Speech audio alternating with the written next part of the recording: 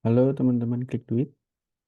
Di video kali ini kita akan membahas materi tentang alur dan tools dalam pembuatan konten.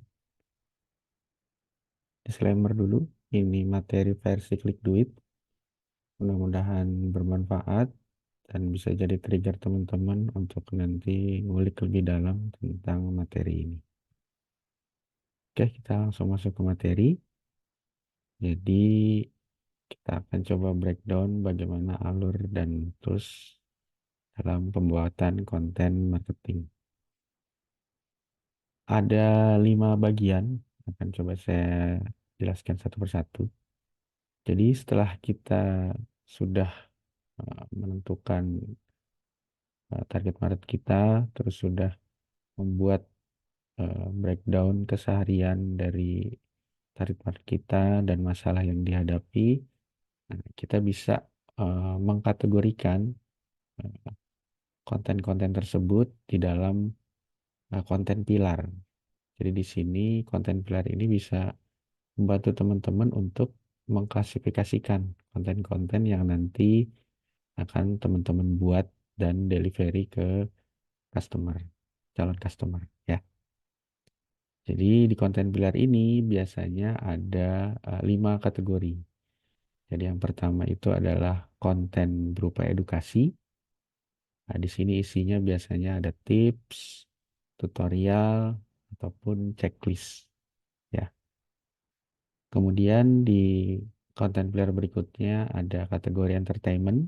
Entertainment ini isinya fun fact, memes, kemudian ada konten relate dengan customer ataupun konten yang sedang viral. Contohnya sekarang yang sedang viral kan tentang eh, capres, cawapres. Nah itu masuk ke dalam konten-konten viral. Kemudian ada konten tentang hari penting. Ya. Kemudian di kategori konten pilar berikutnya ada interaksi. Jadi interaksi ini tipenya yaitu konten Q&A, kemudian kuis, dan berikutnya ada behind the scene. Jadi proses eh, apa namanya di belakang layar dari produk atau jasa kita. Kemudian selanjutnya ada konten pilar kategori inspirasi. Nah, ini isinya ada quote, testimoni, kisah customer yang menggunakan produk atau jasa kita. Kemudian ada konten berupa rekomendasi dari artis, tokoh, atau orang yang punya eh, pengaruh ya. Dan yang terakhir adalah konten pilar kategori produk atau jasa. Ini isinya ada produk knowledge, promo-promo, eh, dan giveaway. Nah, dengan teman-teman membuat kategori di konten pilar ini, akhirnya nanti teman-teman lebih mudah pada saat mengkategorikan konten-konten yang akan teman-teman delivery ke calon customer produk atau jasa kita. Nah, berikutnya untuk memperkaya konten-konten kita, teman-teman bisa melakukan riset. Caranya dengan mencari inspirasi dari kompetitor atau sering cek konten-konten yang relate dengan produk atau jasa kita. Nah, biasanya banyak tuh di IG, di TikTok, di YouTube mungkin. Pada saat teman-teman dapat inspirasi, misalkan masuk ke konten pilar edukasi, nah teman-teman bisa uh, apa namanya berkreasi di situ.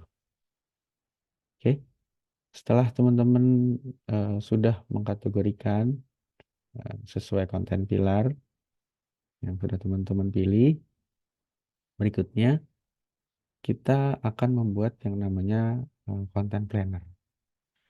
Nah, content planner ini uh, memudahkan teman-teman akhirnya nanti bisa membuat plan konten baik itu mingguan ataupun bulanan berdasarkan konten pilar yang sudah teman-teman buat. Ya contohnya seperti ini. Ya ini contoh konten pilar dari agensi properti Pakaruma. Jadi Template-nya nanti akan saya share linknya di kolom komentar ya. Jadi ini seperti contoh ini. Jadi content planner ini isinya ada tanggal, ada jenis konten. Jenis konten ini sesuai dengan konten pilar yang kita sudah buat. Jadi seperti contoh di sini konten pilarnya adalah cerita pejuang rumah. Ya. Kemudian bentuk postingannya atau jenis postingannya ada reels, jadi video. Nah, judul kontennya ini drama rumah jauh dari kantor. Karena ini video, ini hasilnya di sini sudah dimasukkan. Kemudian ada copywritingnya atau captionnya sudah dibuat juga. Terus ini link hasil uploadnya, ini waktu uploadnya. Jadi nanti teman-teman dengan content planner ini juga bisa recap pada saat sudah diupload semua nanti bisa dilihat hasil dari kontennya, respon dari audiensnya bagaimana. Akhirnya nanti bisa menemukan waktu prime time untuk upload konten. Ini statusnya selesai upload. Dan ini kalau ada proses revisi. Ya, ini content planner memudahkan teman-teman untuk nantinya eh, pada saat membuat konten dan mengupload jadi lebih tersistematis. Ya. Kemudian setelah membuat konten plan, nah teman-teman bisa masuk ke lebih detailnya lagi yaitu konten brief. Jadi konten brief ini contohnya seperti ini. Jadi misalkan contohnya yang ini drama rumah jauh dari kantor. Nah, teman-teman di sini nanti bisa breakdown lebih detailnya. Jadi di sini ada kategori size, detailnya tentang size. Ini story dan sampul reels, ukurannya seperti ini. Nanti contoh template-nya juga linknya akan saya taruh di deskripsi. Nanti teman-teman bisa rubah-rubah ya. Kemudian di sampul reelsnya ini ada headline-nya. Headline-nya berupa drama, tulisan drama rumah jauh dari kantor. Nah, ini ilustrasinya mungkin teman-teman bisa cari referensi di online, di Google, yang bisa dimasukkan di sini. Supaya nanti pada saat mendesain ada referensinya. Kemudian ini ada preferensi video, karena ini Reels. Jadi teman-teman bisa masukkan di sini. Dan pada saat proses pembuatan video, ada contoh referensinya. Kemudian karena ini video, ini ada skripnya. Jadi ada dari scene 1, scene 2, dan scene 3. Yang nanti akan memudahkan pada saat proses pembuatan videonya. Kemudian di sini juga ada captionnya, kita isi caption yang nantinya akan kita gunakan pada saat posting konten. Goals dari konten ini adalah bagaimana meningkatkan engagement atau interaksi. Ya, oke. Setelah konten plan dibuat, konten brief detailnya juga sudah dibuat. Berikutnya adalah teman-teman membuat visual identity. Ya, visual identity ini bukan yang ribet-ribet. Kita hanya membuat 3 bagian. Jadi ada warna, ada desain, dan font. Nah, kalau teman-teman nggak bisa desain atau bingung desainnya gimana, nah, di Canva banyak sekali pilihan template. Tinggal sesuaikan dengan seleranya teman-teman dan nyambung juga dengan nuansa visual dari produk atau jasa yang kita jual. Nah, silahkan berkreasi di Canva ya. Nah, setelah poin 1 sampai 5 kita buat, selanjutnya adalah proses produksi. Nah, proses produksi ini untuk konten saya bagi jadi 4 standarnya. Yang pertama ada image-nya.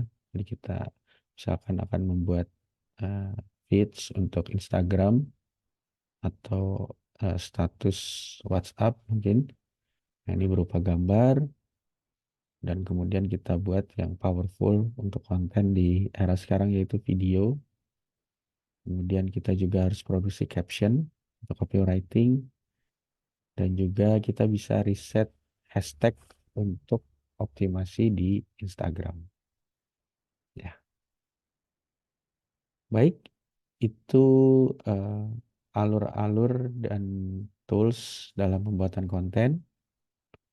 Mudah-mudahan teman-teman bisa langsung mempraktekkan. Sampai ketemu di video selanjutnya. Terima kasih.